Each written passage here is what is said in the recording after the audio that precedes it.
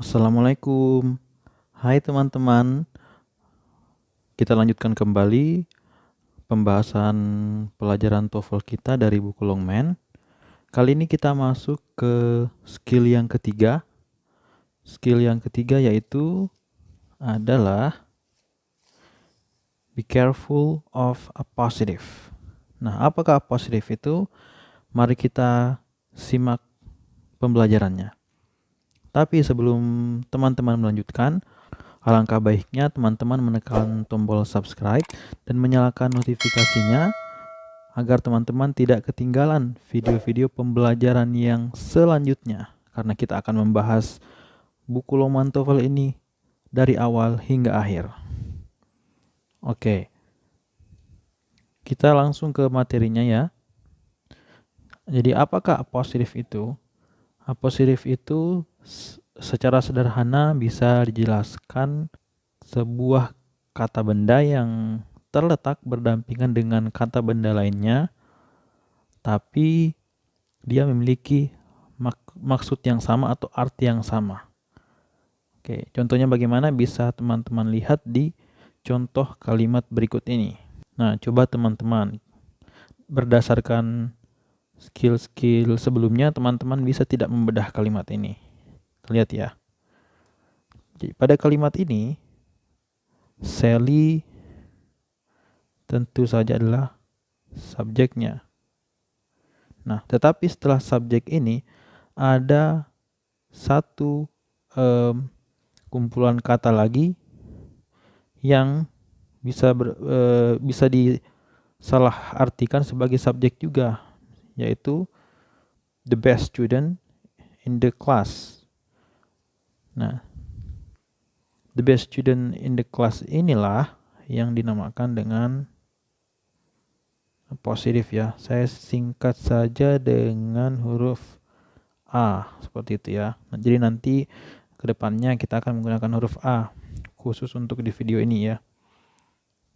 Kemudian got itu adalah verbnya, kemudian NA adalah objeknya. Adapun ini on the exam itu adalah keterangan tambahannya ya. Oke. Jadi sesuai dengan materi kita pada kali ini, appositive itu adalah sebuah kata benda. Kata benda intinya ini adalah studentnya ya, student yang terletak setelah kata benda lainnya. Kenapa ini perlu dipelajari? Karena ini kadang membingungkan kita yang baru belajar dan menyalah artikannya dengan subjek. Nah, coba teman-teman lihat, student ini kan sebenarnya subjek juga. Ya, kenapa kita tidak mengatakan sebagai student? Karena dia ini sebenarnya hanyalah bagian dari Sally. Nah, ciri-ciri dari appositive ini adalah biasanya ada tanda koma seperti ini. Jadi bentuk polanya seperti ini. Jadi subjek dulu, baru appositifnya, baru verb dan lain-lain. Ini adalah contoh dari saya, hanya contoh dari saya. Misalkan Andi, the tallest boy, the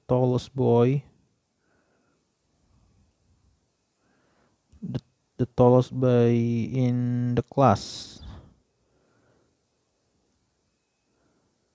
is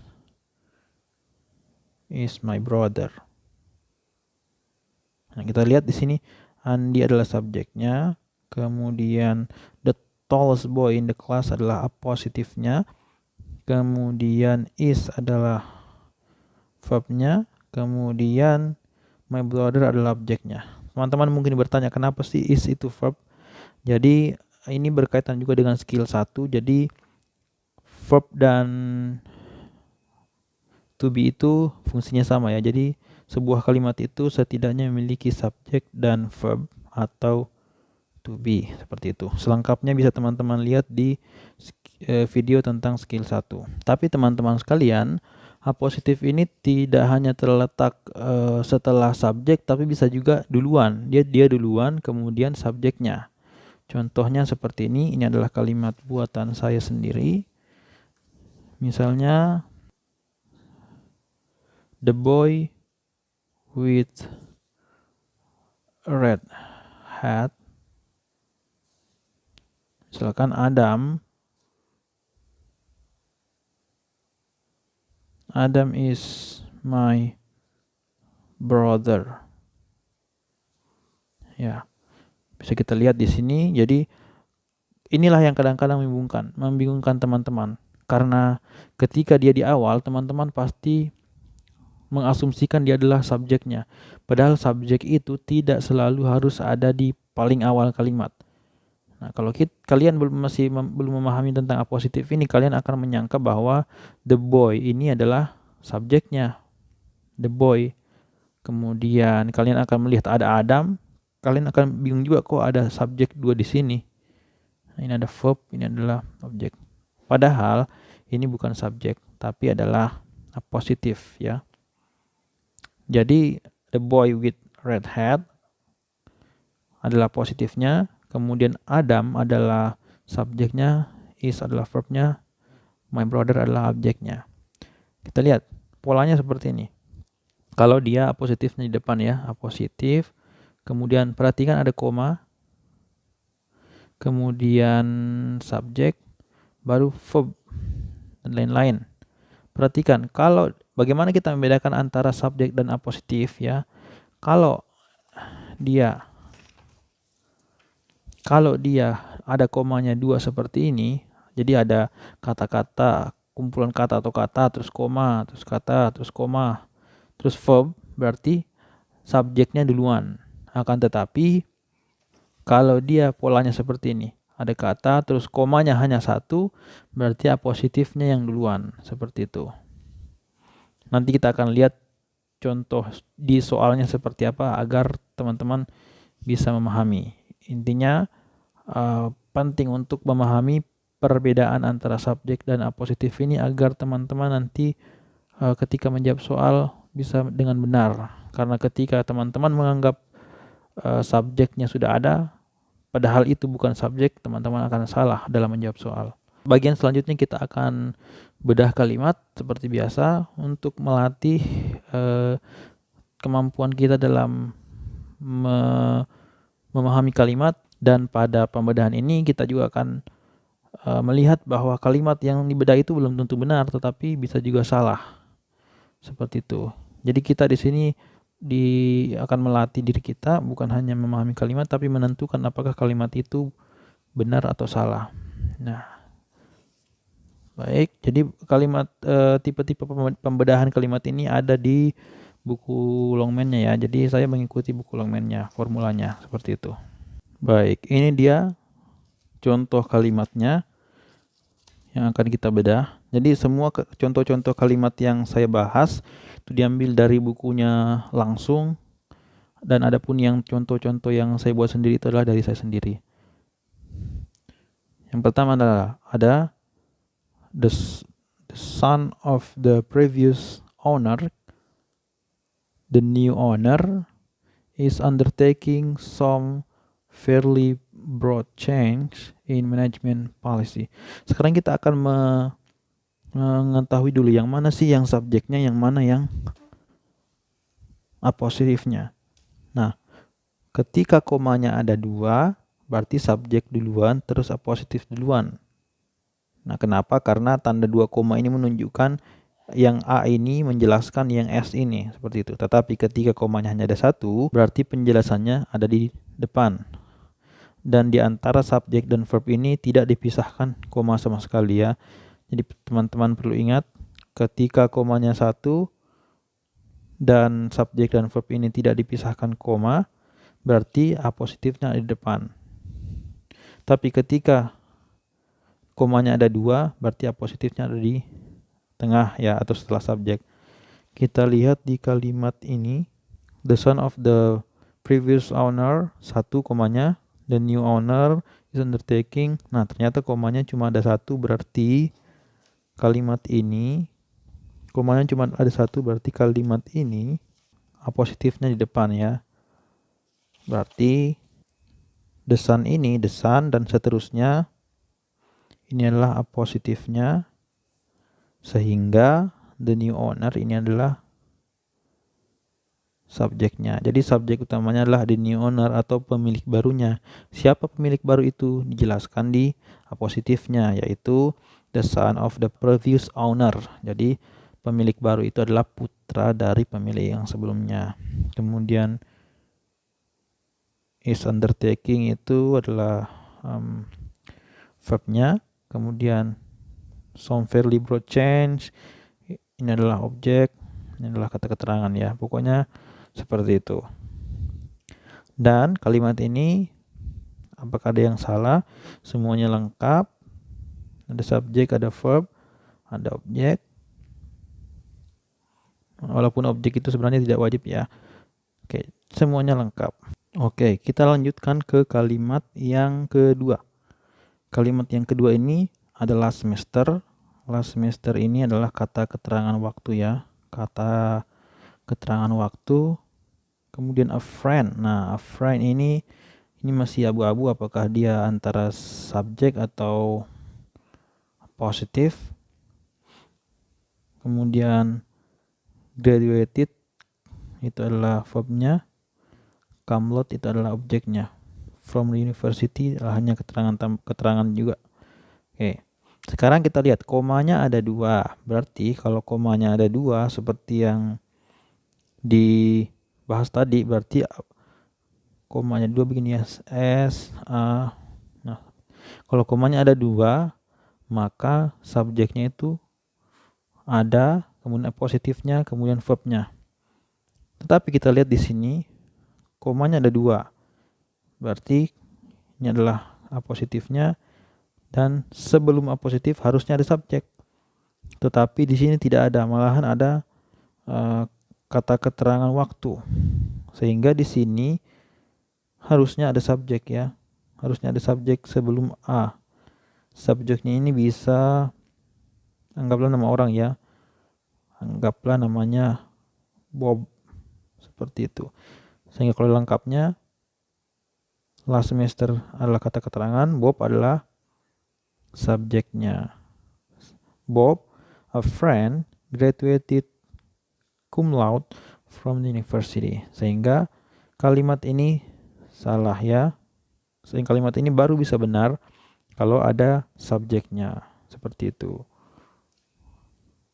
Nah, sekali lagi saya ingatkan kenapa kita harus mempelajari bedah kalimat ini, sehingga kalau kita melihat soal yang sesungguhnya kita sudah terbiasa dengan membedah soalnya, sehingga kita tahu apanya yang kurang, apanya yang lebih, dan sebagainya. Oke, bagian selanjutnya kita akan melihat soal yang sesungguhnya. Baik, ini dia soal yang pertama. Ini adalah soal yang sesungguhnya ya. Beginilah yang akan teman-teman lihat di tes yang sesungguhnya. Jadi ada titik-titik-titik, koma, George, koma, is attending the lecture. Jadi seperti yang sudah kita bahas bahwa kalau komanya ada 2, berarti kayak begini ya. Formulanya subjek dulu, baru positif, baru verb. Berarti ini adalah verbnya. Is attending adalah verbnya, kemudian the lecture adalah objeknya. Kemudian George ini adalah positifnya. Kemudian subjeknya apa? Kita cari saja subjek. Di sini yang merupakan subjek yang mana? Right now bukan, karena adalah keterangan. Happily keterangan. Because of the time adalah keterangan. Nah, my friend adalah subjek. Ini adalah satu-satunya yang jawaban memungkinkan, sehingga jawabannya pasti yang my friend. Jadi my friend George is attending the lecture. Jadi kata subjek utamanya adalah my friend. Siapa itu my friend? Yaitu George. Jadi George ini menjelaskan kata my friend seperti itu. Nah, jadi sangat mudah kalau sederhana seperti ini. Tapi bagaimana kalau agak panjang kalimatnya? Seperti ini. Nah, kalimatnya cukup panjang. Tapi teman-teman jangan terkecoh dengan panjang kalimatnya, apalagi dengan pilihan-pilihannya yang begitu panjang juga. Kita lihat dengan analisa dengan seksama. Karena kalau kita analisa dengan seksama pasti mudah ya. Kita lihat komanya ada berapa? Komanya ada 1, berarti kalau komanya ada 1 sudah dapat kita simpulkan bahwa apositifnya dulu, terus subjek dan seterusnya. Seperti itu. Sehingga di sini yang hilang adalah apositif ya. Nah, kalau apositifnya ini subjeknya mana? Subjeknya adalah Sarah. Oh ya teman-teman, kalau kalimatnya seperti ini, untuk soal pilihan ganda sudah pasti ini benar ya. Kalian tidak perlu berpikir apakah kalimat ini benar atau salah ya secara grammar. Ini sudah dipastikan benar kalimatnya. Justru yang kita cari adalah yang kosongnya, yang tidak adanya. Beda halnya nanti kalau di soal written expression di bagian kedua, yaitu kita akan mencari kalimat yang salahnya di mana. Tapi itu nanti ya, masih lama, masih jauh perjalanan. Oke, jadi intinya kalimat ini sudah dipastikan benar. Pastinya subjeknya sudah ada, yaitu ini Mrs. Objek. Nah, positif ini adalah menjelaskan Sarah. Kalimat mana yang menjelaskan Sarah? Mari kita cari. Nah, tetapi untuk menghubungkannya kita juga harus memastikan ketika pilihan ini diambil, itu akan membuat kalimat ini menjadi benar. Maksudnya bagaimana? Langsung saja daripada teman-teman bingung. An excellent basketball player. Intinya ada di player. Nah, oke, bisa masuk. Jadi kita coba an excellent basketball player, Sarah rarely misses her basketball shots. Jadi jarang meleset ya. Oke, boleh karena masuk di kategori positif. Jadi semuanya ini bisa dianggap sebagai kata benda ya. Kemudian an excellent basketball player is. Nah, dia ini ada is-nya. Ada verb-nya, verb atau to be ya. Dan ada ini adalah positifnya. Bedanya apa? Bedanya ini sama ini cuma di is-nya saja ya. B ini jelas salah karena yang kita cari cuma apositif, bukan apositif dan verb. Oke, jadi kita mencari jawaban sesuai apa yang hilang ya. Yang hilang itu cuma apositif. Sarah is, karena kalau begini sudah dipastikan ini subjek, ini verb. Sarah is an excellent basketball player. Nah, ini jelas-jelas salah ya, karena ini adalah kalimat lengkap. Kalimat lengkap, sementara yang kita cari adalah positif. Ini bahkan tidak memiliki apositif sama sekali teman-teman. Yang terakhir ada her excellent basketball play. Her excellent basketball play atau kata utamanya di play. Ya, ini bisa termasuk positif teman-teman. Jadi ini adalah positif ya. Nah, jadi ada dua positif di sini. Ada her excellent basketball play dan ada an excellent basketball player. Kita lihat. Kalau yang A ini utamanya adalah player. Ini adalah play. Playnya itu permainannya. Ingat teman-teman, positif itu selalu menjelaskan subjeknya. Dan antara subjek dan positif itu adalah yang dimaksud adalah sama.